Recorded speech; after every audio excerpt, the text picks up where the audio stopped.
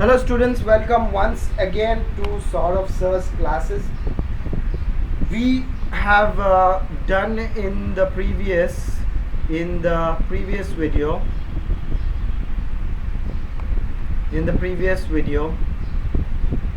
we had done point 1 multiplication modulo n. Multiplication modulo n. Then in the second part we understood a multiplication modulo 5, okay, with a group G which had the elements 1 comma 2 comma 3 comma 4, but it was a multiplication modulo of 5, and we understood how this is a group. Okay, till now we were doing things where things were a group. Now let us understand something where it is not a group. Alright, let's go ahead and understand where something is not a group. Okay, let's understand this. Let's say I give you Zn. Okay, this is another example, so let's write example first.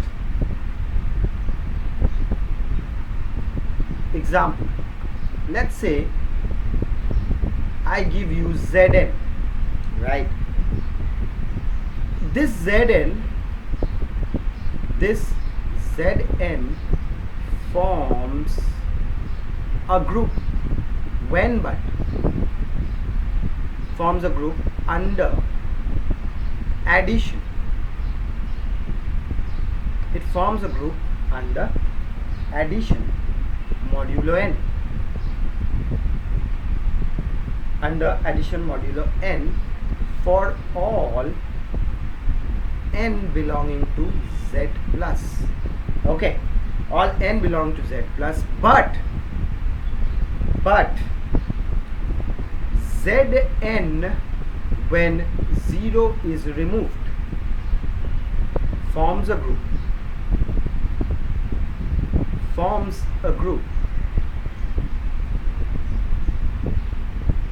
under multiplication.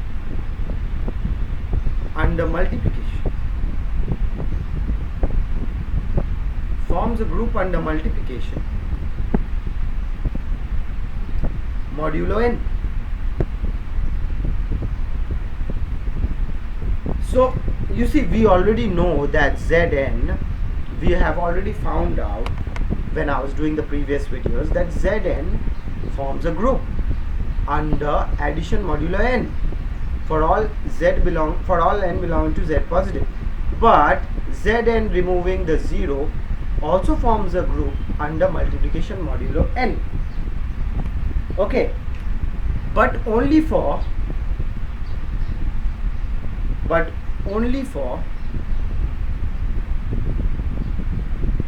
primes. So if n is equal to 4, okay, and z4 where 0 is removed, okay, is given as the z4, let's write it down because we'll not be able to fit it there. So if the z4, okay, the z4 removing the 0 is given as 1 comma 2 comma 3, like the previous example, 1 comma 2 comma 3. Let us check if this forms a group or not. Let us go ahead and find out if this is forming a group. If is this a group under multiplication modulo 4? Is this a group under multiplication modulo 4? Let us check. Let us have a quick check. Okay, so let's use a different color this time. So let's make the box and check. Yeah, you know what to do by now. You already know what to do in the group theory. Okay, so this will have the multiplication modulo 4 sign, and let's make these with different color, and let's make the other ones with different color. Okay, let's do some beautiful designing. Okay, 1 2, so that you can understand better. 1 2 and 3. Now the inside part, what we are going to get, I am going to do with a different color, let's say white. The inside parts are different because the inside part and the outside part are different, that's why. So just to differentiate them, okay. Alright, so we are in the multiplication modulo 4. Let's start putting in the values. 1 1s are 1, 1 2s are 2, 1 3s are 3. Then 2 1s are 2, 2 2s are 4, that means 0. 2 3s are 6, that means 2, because 6 minus 4 is 2, and 4, where is coming 4 minus 4 is 0. Then again 3 1s are 3, 3 2s are 6 means 2, 3 3s are 9, 9 minus 4 is 5. Right, again 5 minus 4 is equal to 1. Correct. So we are getting a 1. So look at this whole part, what I have done. Okay, look at this part, what I have done, and let's see why this is not a group. Let us understand why this is. Can you make out from this why this Z4, okay, when I remove the 0 is not a group? Because you see the 0 element, can you see the 0 element? There is no 0 element, right? So the first part, closure property,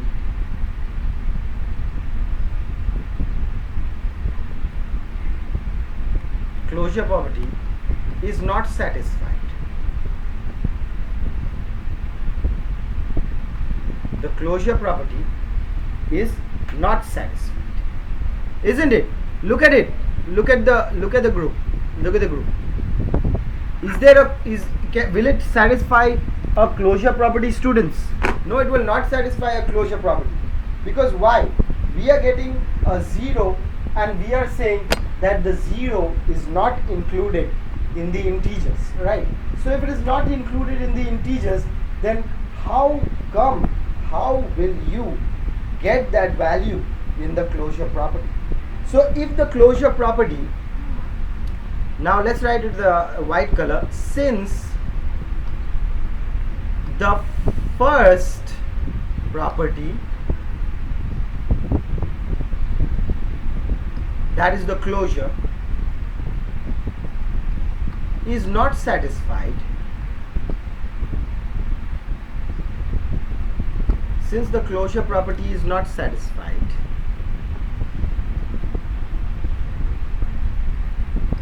so Z4 does not form a group under multiplication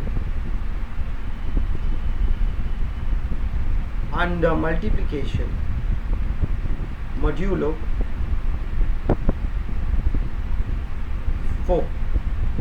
It does not form a group under multiplication modulo 4.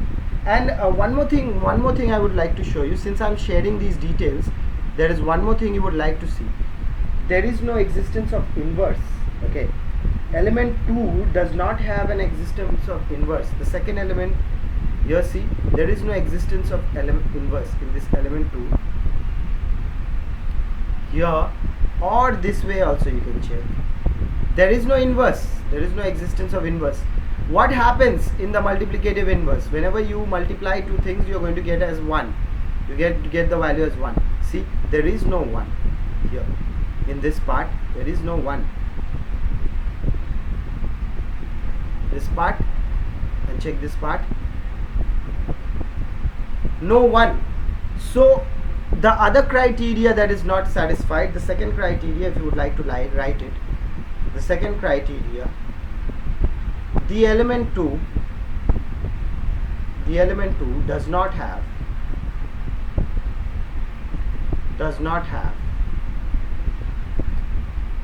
any inverse. So one more condition is not satisfied. So it is not a group. If it is not satisfied, then it's not a group. Not a group.